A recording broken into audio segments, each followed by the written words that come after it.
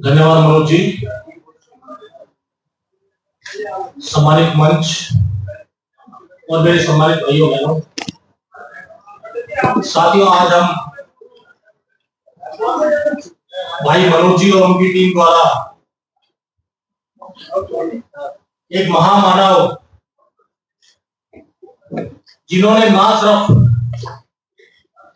हिंदुस्तान को शिक्षा दी है और वर्ल्ड पूरा संसार जिसका लोहा मानता है, उसकी 134वीं जयंती के ऊपर हम सबको बुला के आपने खिताब किया है। इसलिए हम लोग आपको सब लोग बोलते हैं कि बाबा साहब ने नारा दिया है। बाबा साहब ने आज से वर्षों पहले जो उस समय की कुप्रथाएं समाज में फैली हुई थी, उस समय बाबा साहब जगे हुए थे। बाबा साहब ने उस कुप्रथा के अंत के लिए, चाहे वो महिलाओं के ऊपर था, चाहे वो मेरे समाज के साथियों के ऊपर था और दूसरे साथियों के ऊपर था, उसके खिलाफ आवाज उठाने की अगर किसी एक आदमी ने हिम्मत की तो वो नाम था बाबा साहब। लेकिन आज तो समाज में बहुत सारे लोग शिक्षित हो गए। उस समय जिनके लिए बाबा साहब बोले, वहां शिक्षा का अभाव था, शिक्षित नहीं थी, महिलाएं हमारी लिए शिक्षित नहीं थी, उनको उनके अधिकारों के बारे में मालूम नहीं था। हमारे दूसरे जो दूर दराज के गांवों में लोग बसते थे वो शिक्षित नहीं थे, स्कूल नहीं होते थे, 10-10 गांव में 20-20 गांव में स्कूल नहीं होते थे। उसके बाद बाबा साहब ने नारा दिया शिक्षित बनो, इन दीवारों को तोड़ दो, इन दीवारों से दूर हटो, निकलो बाहर। कहीं नहीं बोला कि सिर्फ एक समाज के लोग शिक्षित बनो, उन्होंने कहा शिक्षित बनो। महिलाओं में कहीं नहीं बोला उन्होंने कि किसी एक वर्ग विशेष की महिला को लाभ दिया जाए, लाभ दिया जाए क्योंकि वो महिला है, उसको ये लाभ दिया जाए।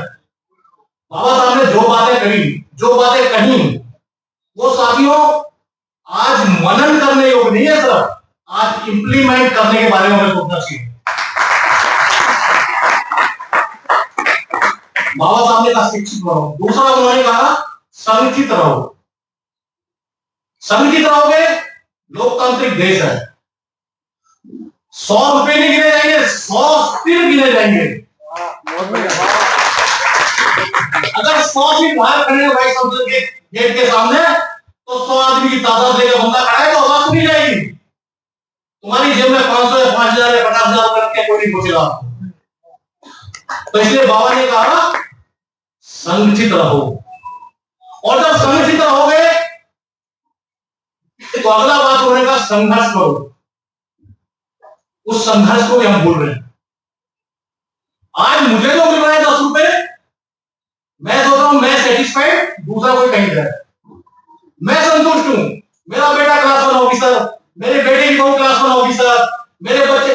अरे बाबा ने किसके लिए बोला 134वीं जयंती बना रहे हो? बाबा तो खुद में पड़ गए। बाबा को तो जो फैसिलिटी मिली, जैसे भी मिली, बाबा ने तो लंदन में पढ़ाई करी है। हम में से कितने लोग हैं जो लंदन में बच्चों को पढ़ाएंगे? लेकिन बाबा के दिल में जो दर्द था, वो दर्द उस मानस के लिए था जिस मानस की कोई नहीं सुनता था। उस मानस की तुम भी सुनो।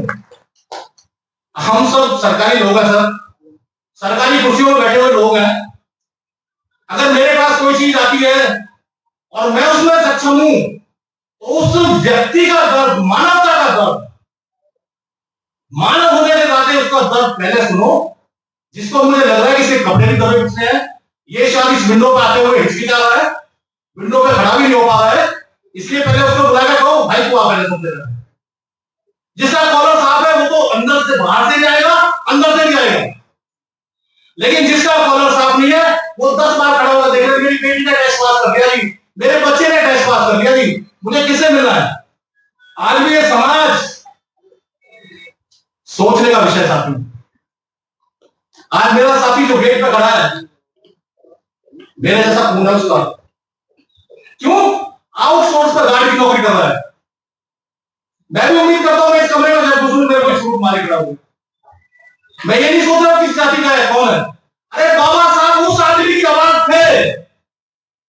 आज 134वीं जयंती में पढ़ लो कि वो भी हमारा खून है, उसके साथ भी संघर्ष होगा तो हम उसके साथ भी खड़े होंगे। बात है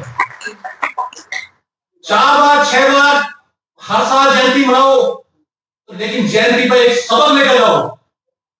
हम बाबा आपके सच्चे सेवक हैं, आपकी बातों को आगे बढ़ाते हैं।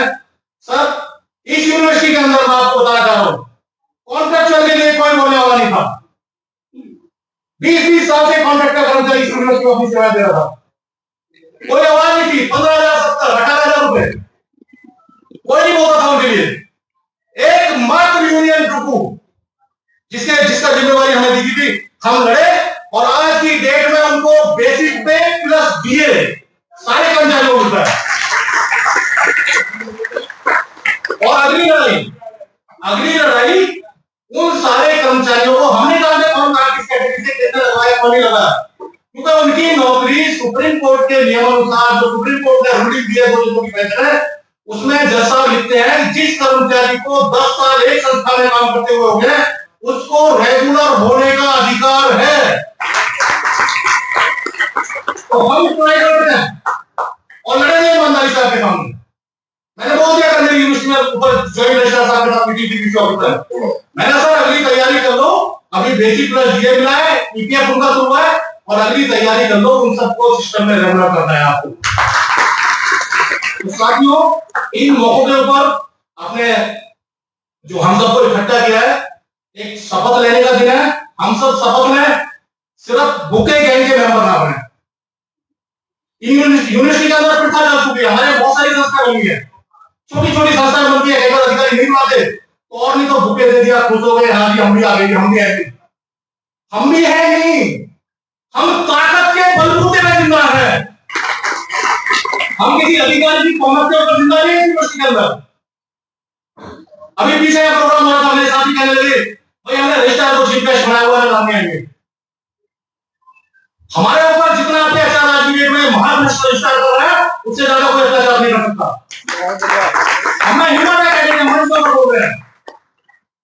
इस यूनिवर्सिटी के अंदर सबसे भ्रष्ट रजिस्ट्रार बैठा हुआ है। अरे हिम्मत दिखाओ एक मंच खड़े होकर बोलने की, हम बोल रहे हैं रजिस्ट्रार महाभ्रष्ट है और उससे पैर छूने वालों की लाइन लगी हुई है। तो साथियों बाबा साहब को सच्ची श्रद्धांजलि यही है, गलत को गलत कहना सीखो और अपने अधिकारों की रक्षा करना सीखो, यही सच्ची श्रद्धांजलि है।